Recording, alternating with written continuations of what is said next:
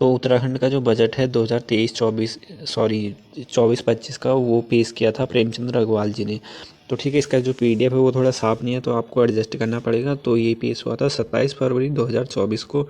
वित्त मंत्री जो है प्रेमचंद अग्रवाल ने सबका साथ सबका विकास के लक्ष्य के साथ उत्तराखंड सरकार का वित्तीय वर्ष 2024-25 के लिए 89,230.07 करोड़ रुपए का बजट विधानसभा देहरादून में पेश किया था। बजट में शिक्षा, स्वास्थ्य, इंफ्रास्ट्रक्चर, महिला सशक्तिकरण, गांव गरीबी और किसान पर विशेष फोकस किया है। वर्ष 2023-24 में 77,407.9 करोड़ रुपए के बजट के सापेक्ष इस बजट का आकार 15% अधिक है। तो पहला प्रश्न तो यही बनेगा कि कितना अधिक था, तो 15% अधिक था जो 2023 के मुकाबले। बजट में कोई नया प्रस्तावित नहीं किया गया है और नए बजट में कोई राजस्व घाटा नहीं दिखाया गया है।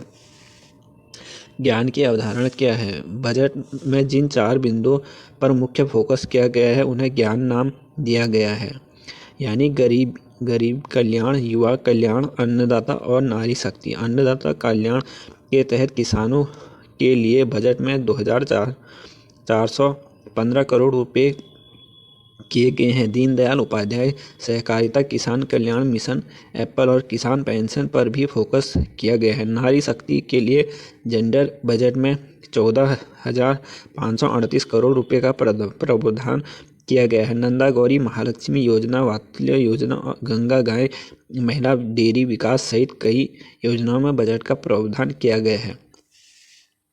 तो मैं पढ़ रहा हूँ, आप नोट कर लीजिएगा आपको अगर पीडीएफ साफ नहीं दिखे तो। ठीक है, उत्तराखंड का पहला जो बजट था वो 2001-2002 के लिए अंतरिम सरकार में वित्त मंत्री रमेश पोखरियाल जी, ये तो आपने पढ़ा ही होगा। और ये यहाँ साइड में है, प्रति व्यक्ति औसत आय जो है वो बड़ी है उत्तराखंड की, तो ये भी आप देख लीजिएगा। जो जिसके अनुसार प्रदेश में प्रति व्यक्ति आय 12.64% में वृद्धि की हुई है। प्रदेश में प्रति व्यक्ति औसत आयु बढ़कर 2,60,201 रुपये पहुँच गई है और जो कि 22-23 में प्रति व्यक्ति आय जो थी वो 2,30,994 थी। रिपोर्ट के अनुसार उत्तराखंड में सेकेंडरी सेक्टर में एक बार फिर बूम देखने को मिला है। जो सेकेंडरी क्षेत्र है उसमें जो विनिर्माण वाला है उसी में इस बार भी उछाल देखने को मिला। रिपोर्ट के अनुसार विकास दर बढ़कर 7.58% पहुँच गई है, जो कि वर्ष 2022-23 के मुकाबले 7.03% है। वर्ष 2023-24 में अर्थव्यवस्था का आकार बढ़कर 346.20 हजार करोड़ रुपये हो गया है, जबकि 2022-23 में इसका आकार 203.78 हजार करोड़ था। तो मैं एक बार यहाँ पर रोक के देख ले रहा हूँ, आप इसमें से अगर पीडीएफ आपको साफ दिखे तो आप नोट कर लीजिएगा। ठीक है, और अगला है, निशंक ने पेश किया था निर्वाचित सरकार का पहला बजट। 2002-03 में मुख्यमंत्री नारायण दत्त तिवारी ने पेश किया था। गैरसैंण के भराड़ीसैंण में राज्य का पहला बजट सर्वप्रथम 2021-22 में त्रिवेंद्र सिंह रावत ने पेश किया था। तो जो गैरसैंण का विधानसभा भवन है, जो उसमें अगर पूछा जाएगा कि पहली बार बजट का पेश हुआ और किसने किया था, तो 2021 और 22 के सत्र में त्रिवेंद्र सिंह रावत जी जो थे उन्होंने पेश किया था। 21 अगस्त 2024 को गैरसैंण विधानसभा में आयोजित सत्र में वित्त मंत्री प्रेमचंद अग्रवाल द्वारा अनुपूरक बजट पेश किया गया। उत्तराखंड राज्य का पहला जेंडर बजट 2007-08 में प्रस्तुत किया गया था। तो ये भी प्रश्न बन सकता है कि उत्तराखंड में जो पहला जेंडर बजट था वो कब पेश किया था, तो 2007-08 में प्रस्तुत किया गया था। जो 2023-24 के लिए जेंडर बजट हेतु 13,920 करोड़ रुपये निर्धारित किए गए थे, जबकि 24-25 के लिए जेंडर बजट हेतु 14,538.05 करोड़ निर्धारित किए गए हैं। नोट, बजट 2024-25 की थीम सबका साथ सबका विकास के साथ समवेक्षी और सर्वव्यापी विकास रहा है। तो यार देख लेना, अगर कभी 1000 करोड़ में थोड़ा अंतर आ जाएगा ना, मैं जल्दी जल्दी पढ़ता हूँ तो आप देख लीजिएगा अच्छे से, क्योंकि ऊपर नीचे हो जाता है, गणित इतनी अच्छी तो है नहीं मेरी। उद्देश्य, त्रिवेणी बजट के आधार पर स्तंभ पर अग्रणी उत्तराखंड राज्य को स्थापन ठीक है। और इसमें ये भी नोट करने वाले, उन्नत उत्तराखंड, सुशासित उत्तराखंड और क्षमतावान उत्तराखंड, विशेष फोकस GYAN आधारित है बजट है। इसमें है गरीबी, युवा, अन्नदाता, गरीब कल्याण, गांव गरीब कल्याण, महिला सशक्तिकरण पर 14,538। उत्तराखंड राज्य का कुल बजट जो है 2023 का जो था वो तो 77,400 करोड़ था। और उत्तराखंड जो अभी 24 का है वो है आपका 89,230 करोड़ 0.7 करोड़ रुपए। और राज्य में कुल जो बढ़ोतरी हुई थी, अभी वृद्धि हुई है तो 15.27% हुई है। ठीक है। और राजस्व प्राप्तियां जो हुई है वो 60,552.90 करोड़ रुपए है। पूंजीगत प्राप्तियां जो हैं 28,044 करोड़ रुपए है। कुल प्राप्तियां ये आप नोट कर लीजिएगा, देख लीजिए। इतना पढ़ूंगा तो वीडियो लंबी हो जाएगी, फिर आप देखते हो नहीं। राजकोषीय घाटा, इसी वित्तीय वर्ष में सरकार के कुल राजस्व और कुल व्यय के बीच के अंतर को ही कहा जाता है राजकोषीय घाटा। 24-25 में कुल राजकोषीय घाटा 9,416.43 करोड़ है, जो सकल घरेलू उत्पाद का लगभग 2.39% है। नोट, राज्य का कुल राजकोषीय घाटा 2023-24 में 9,046.91 करोड़ था, जो सकल घरेलू उत्पाद का 2.7% था। उत्तराखंड की सर्वाधिक आय रुपया आता है जो लोक ऋण था उससे आता है 31.30%। और जो सबसे ज़्यादा व्यय होता है वो वेतन भत्ते, मजदूरी व अन्य में 22.63%। और जो टॉप बजट जो मतलब कि किन किन क्षेत्रों में दिया गया था वो निम्न है। जो टॉप 20 दिखा रखा है, पर आप 20 इतना तो मतलब इतना है तक नहीं पहुंचेगा। हाँ, पहले दूसरे तीसरे का पूछ सकता है। तो स्वास्थ्य और शिक्षा के विकास के लिए जो 15,376 करोड़ रुपए पे हुए हैं। और अवसंरचना विकास हेतु 13,780 करोड़ रुपये, गरीब कल्याण के लिए 5,658 करोड़ रुपये, ग्राम विकास के लिए 2,910 करोड़ रुपये। तो ये जो मेन टॉप 4 के हैं वो याद कर लीजिएगा, बाकी इतना कोई ज़रूरी नहीं है। फिर अगला है, तो अगर आपको नोट करने होंगे तो यहाँ से देख लीजिएगा, बाकी के भी हैं पर ये इतने महत्वपूर्ण नहीं होंगे। और ये भी इस प्रकार के लिए जो इन्होंने अलग अलग क्षेत्रों के लिए किए, खनन, सर्विलेंस ये किए। तो इसमें आप मैं यहाँ पर रोक के देख लीजिए ना, अगर आपको सही लगे तो आप इनको नोट कर सकते हैं, नहीं तो इतना ये ज़रूरी नहीं है, इतना आगे तक नहीं पूछेंगे। और ये भी यही है।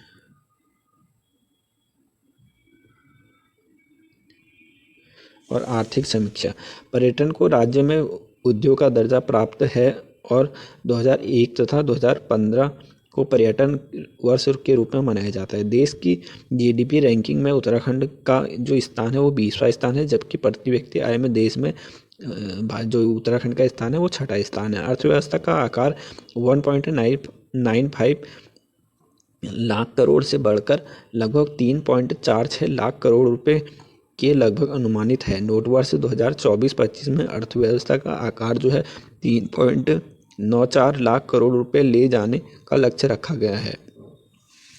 और जो जो बोले थे कि प्रथम और द्वितीय और तृतीय क्षेत्रों में जो हुआ था तो ये है। ठीक है। तो पहले में जैसे कृषि एवं सहायक क्षेत्र में 9.99%, ठीक। और उसके बाद जो सबसे ज़्यादा जो जो लाभ मिलता है वो है उद्योग, पर्यटन सहित, तो इसमें है 46.86%। और फिर उसके बाद सेवा क्षेत्र है तो 43.13%। उद्योग 5 गुना, निवेश 20 गुना तथा नौकरियां 8 गुना बढ़ी हैं। राज्य सरकार की विकास दर 2023-24 में 7.58% रही है, जबकि राष्ट्रीय औसत लगभग 7.3% है। उत्तराखंड की प्रति व्यक्ति आय 2,33,000 रुपये से बढ़कर 2,60,201 रुपये अनुमानित है। तो ये बन सकता है कि 2023 में कितनी थी तो 2,33,000 ये हो गया, और उस जो बढ़कर अभी 2,60,000, तो इतना ये पॉइंट को आप याद कर लीजिएगा तो इनसे का आपका काम बन जाएगा। उत्तराखंड की प्रति व्यक्ति आय में लगभग 12% की वृद्धि हुई है। तो जो बजट था उसमें 15% हो गई और जो प्रति व्यक्ति आय है उसमें 12% की। राज्य में बेरोजगारों की संख्या लगभग 9 लाख अनुमानित है। इन 9 लाखों में से आप लोग भी हैं, मैं भी हूँ, हम भी हैं, सब लोग हैं। ठीक है। और नहीं, बेरोजगार तो नहीं है यार। अब जरूरी नहीं है कि जो सरकारी नौकरी करता है वही रोजगार हो, पर जो प्राइवेट करता है वो भी तो रोजगार कर ही रहे ना। हम भी तो कर रहे हैं, सुबह से ड्यूटी चले जाते हैं, फिर पढ़ाई भी करते हैं, ये भी करते हैं, वो भी। हाँ, वो है कि मतलब एक अच्छी खासी अपॉर्चुनिटी है, वो चाहिए होती है तो उसलिए करते हैं। बाकी कमाते सब हैं, वो सब करते हैं। अब लोग घर पर बैठे रहेंगे तो रोजगार तो मिलेगा नहीं, सभी को घर पर आके तो देंगे नहीं, कुछ ना कुछ तो करना पड़ता है भाई पेट के लिए। और बाकी सॉरी अगर मैंने कुछ गलत बोला तो। बेरोजगारों बेरोजगारी की दर 8.4% से घटकर 4.9% रह गई है। ग्रामीण क्षेत्रों में बेरोजगारी की दर 10% से घटकर 4.5% रह गई है। तो ये महत्वपूर्ण बन सकते हैं कि बेरोजगारी की जो दर थी वो इतनी हो गई थी, मतलब पहले 8.4 थी, फिर 4, मतलब 4% की गिरावट उसमें लगभग देखने को बन रही है। और ग्रामीण क्षेत्रों में भी ये घटकर 4.5% रह गई। ग्रामीण क्षेत्रों में महिलाओं की बेरोजगारी की दर 3.1% से बढ़कर 4। तो यार अब महिला गांव में काम वाम करती हैं तो इतना रोजगार तो वहाँ मिल नहीं पाता, तो इसमें वही है। और गरीबी रेखा से लगभग 9,17,299 लोग बहुआयामी गरीबी के मानकों से बाहर आए हैं। तो अब ये तो भगवान ही जाने कि कितने में क्या है, पर हमें तो डेटा से मतलब है। अगर पूछा जाएगा तो बस यही लिख देना है। और प्रति व्यक्ति आय तो ये भी आप देख लीजिए कि 2017 से लेकर 18 के बीच में कितनी थी, और फिर उससे आगे कितनी हुई थी, 2023 में कितनी है। तो 2023-24 ये 22-23 यही मेन है, बाकी ऊपर के तो इतने मेन नहीं है। और राज्य में उत्तराखंड में प्रति व्यक्ति आय और भारत में कितनी है वो भी देख लीजिएगा। तो जैसे भारत में है 1,72,276 थी 22-23 में, और अभी जो है 23-24 में वो 1,84,854% है। तो इसमें वृद्धि जो भारत की है ये आपकी जीके में उसमें बन सकता है, जो जीके वाले प्रश्नों में, कि कितने की वृद्धि थी, 7.9%। और अब देखते हैं सर्वाधिक प्रति व्यक्ति आय जिले जनपद के हिसाब से। ठीक है, हरिद्वार में जो है वो सबसे ज़्यादा है, 2,93,078 हो गया, ये 2023 के। ठीक है, और अब 24 में जो हो गई है वो बढ़कर हो गई है 3,62,000 हो गई है। और उधम सिंह नगर में पहले थी 2023 में 2,20,429 और अब हो गई है 2,70,000। और देहरादून में 2,15,064 थी और अब हो गई 2,35,000। तो ये अभी 23-24 के लिए तो आपको ज़्यादा वो करने की भी ज़रूरत नहीं है, पीछे से 3 जीरो हैं, बाकी आगे के ये 3,62, 2,72 ये याद कर लीजिएगा। और बस अब इसमें आप अनुमान लगा के भी कर सकते हैं कि कौन सी उसमें ज़्यादा है, कौन सी में कम है। और जो न्यूनतम वाले हैं वो है रुद्रप्रयाग में 93,160 और बागेश्वर में 98,755 और अल्मोड़ा में है 1 लाख। अल्मोड़ा का तो एकदम सही है, 1 लाख। ठीक है, ये न्यूनतम वाले जिले हैं जो प्रति व्यक्ति आय में। और जो प्राथमिक क्षेत्र वाले ये बोला था कृषि वो वाले, तो ये है देख लीजिएगा 2023 में थे वो, उस समय जो प्राथमिक क्षेत्रों का जो था वो ज़्यादा था जीडीपी में, और इस बार थोड़ा कम हो चुका है। और बाकी द्वितीयक क्षेत्र का जो 23 में था उस समय भी 46 था, और अभी 46 या तृतीयक का उस समय 41 था, अभी 43 हो गए, क्योंकि अभी शायद रोजगार सरकारी नौकरी वाले ज़्यादा हो गए तो इसलिए। तो ये था। बाकी अगर आपको पीडीएफ चाहिए होगी तो मुझे आप मैसेज कमेंट में बता दीजिएगा, मैं यही वाली भेज दूंगा। और इसमें साफ नहीं आएगी तो देख लेना यार भाई। अब यही बजट का था, और बाकी देख लीजिएगा आप। मैं भी आप लोगों की तरह पढ़ाई कर रहा हूँ, मैंने सोचा कि आप लोगों के काम आ जाएगा। ठीक है, और बाकी क्या ही बोलूँ।